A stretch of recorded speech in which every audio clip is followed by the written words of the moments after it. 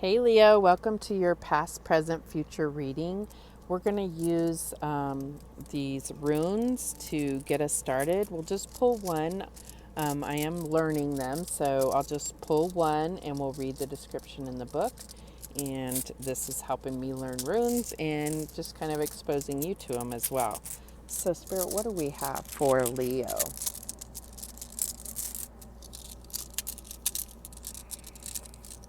Don't look at my nails, they're hideous. Anyway.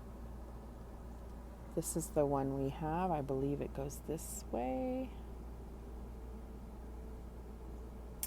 And let's just read that description. Okay, this is called Otila or Otala. And this is about homestead, land. It's talking about generations, ancestors, home and family, comfort, and stability. So it says, Otila is the rune of family and inheritance. This may be what we inherit physically or materially from family, skills or character traits our parents passed on to us, or knowledge we have accrued from the wisdom traditions we follow. When Otila appears in a rune cast, you may be focusing on home and relationships, feeling a deeper connection with your family and a sense of belonging right where you are. Otila also stands for material wealth. The Otila verse in the Anglo-Saxon rune poem says how a man's territory is precious to him if he enjoys whatever is right and proper in constant prosperity. The form of the rune in its upright position is a diamond supported by two cross sticks. The supports are rooted in the earth, suggesting strong foundations and the protection that material wealth and strong bonds between people bring. In terms of creative projects, the rune shows an idea that is well conceived. In relationships, Otila shows stability and togetherness. So this rune is can be compared in the tarot with the Empress and the Emperor, both. Okay, so let's see what the cards say. Okay, I'm just going to set this over here, and if you wanted to see it one more time, that's what it looks like. All right. Spirit, what represents the past for Leo?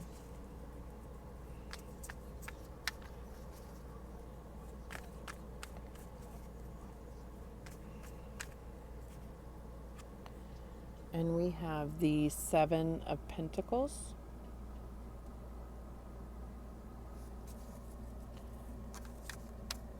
Spirit, what represents the future for Leo? What represents the present for Leo? The present for Leo.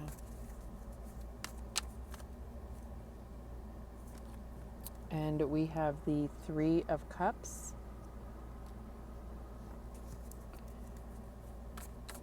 What represents the future for Leo?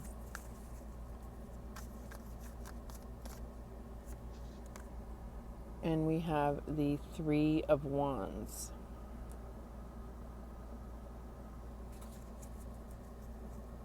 Okay.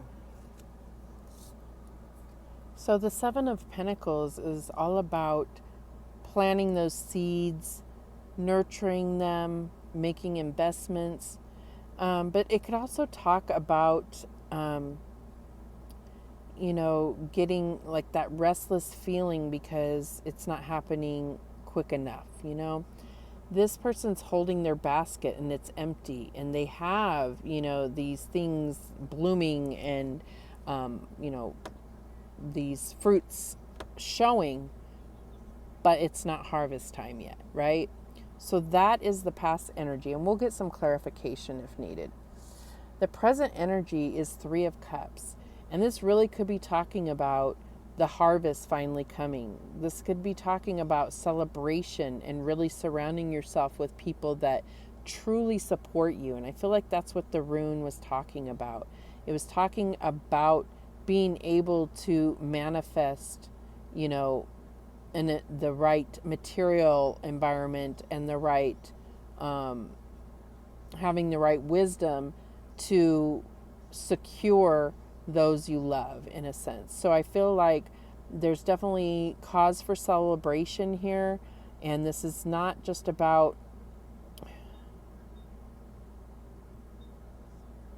the picture I'm getting is almost like, when you go to a party for someone that you don't care that much for, and it can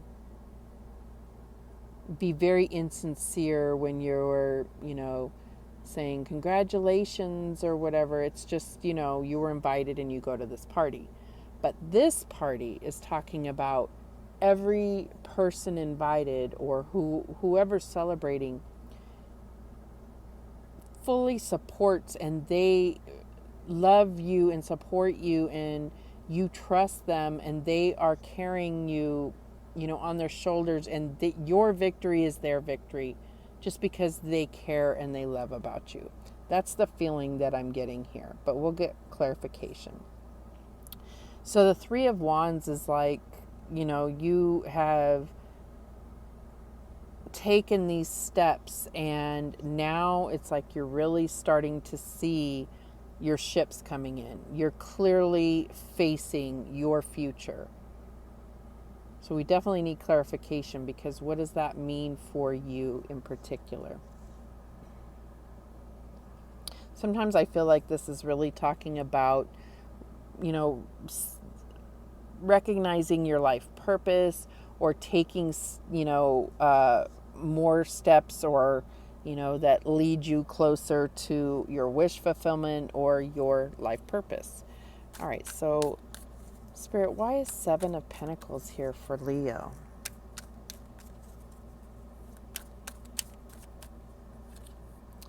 And we have the Eight of Cups. So there's a discontentment here, and this is in the past. So there may have been a time where it's like, yes, I put in a lot of hard work. I know that eventually things will go my way, but it's just not feeling like this is the right place to be, or the right job to be at, or the right relationship. Like, I don't know if this is the right path for me, because the Eight of Cups talks about, really venturing out to go and find what really will fulfill you. You have these cups here, and they're broken and leaking and so forth. And it's about going and finding those three cups, which is funny because here they are, right? So you may currently be in the place where you found what's fulfilling for you.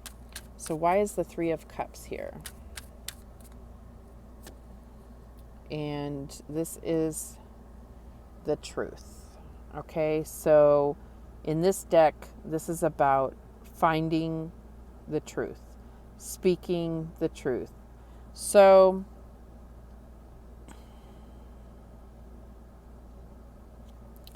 I feel like, this Three of Cups, you've basically shifted your path to find what was really going to be fulfilling, where you were going to find that support and love. And this is confirming that is truthfully where you were meant to be, and where you're going to find that fulfillment.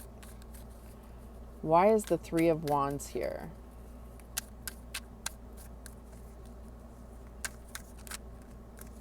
I also feel like this card is suggesting that, you're on the path of your highest good. This is, it's showing this light, and it's all in the center. So I feel like there's definitely some spiritual purpose being fulfilled here.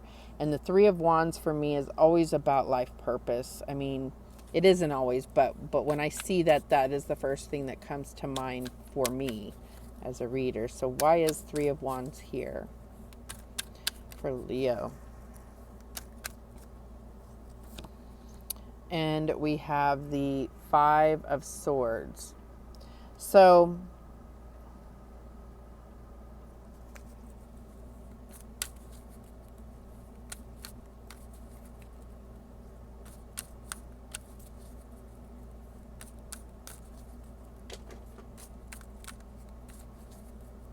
Sorry, I'm just really trying to get the picture here. So I feel like if we almost look at these as separate, like this being a particular aspect of past, present, future, and this being a different aspect of past, present, future. Okay, so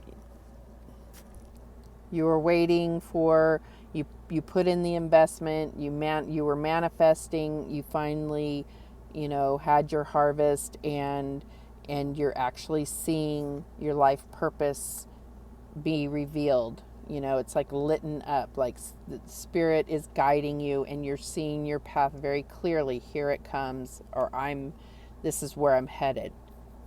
Okay, and this is all about life purpose here. I feel like now we're talking, and then this is the aspect is of love. So there was a lack of fulfillment, and you may have in the past had to leave a situation, or separate from someone, or from something that was painful, but you knew you had to do it in order to be true to yourself. You're standing in your truth, and this is where you're starting to really see things clearly, and this is presently. So there is a celebration going on in a sense. There is some milestones that you may have hit, right? For yourself personally in your life purpose. What happens is you can get stuck in your head. And when things really start to go well, you can get stuck in your head saying, yeah, but, what if the storm comes? What if this hurts this person's feelings? What if it makes this person mad? But what Spirit, I think, is suggesting here is that when you're on this path of your highest good, of your life purpose, you're going to attract the things that are in line with that. And things that are not in line with that are going to come up with conflict, that are going to lead you into conflict if the people or your environment is not in line with what your purpose is here. Okay? So that's a long way of saying that even though your ships are coming in and you are seeing your path very clearly, it doesn't come without conflict. And this could all be mental conflict in your own, getting in your own head about what's right and what's not. And Spirit is just saying, focus on your truth and where you are headed, okay? And things that come up against it, know that you have the protection of the divine, because this is your life purpose. So if people are against it, it's like you'll get to a point, whether you're already there or not, where you say, if you're not for me, then you're against me, like I have to do what's right for me. Okay?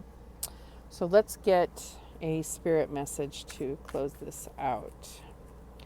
Spirit, what guidance do we have for Leo? And we have, take a moment, stop. Now is not the time to rush into the decision you're about to make.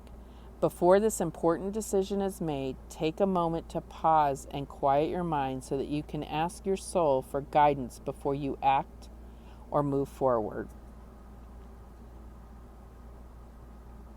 Exactly.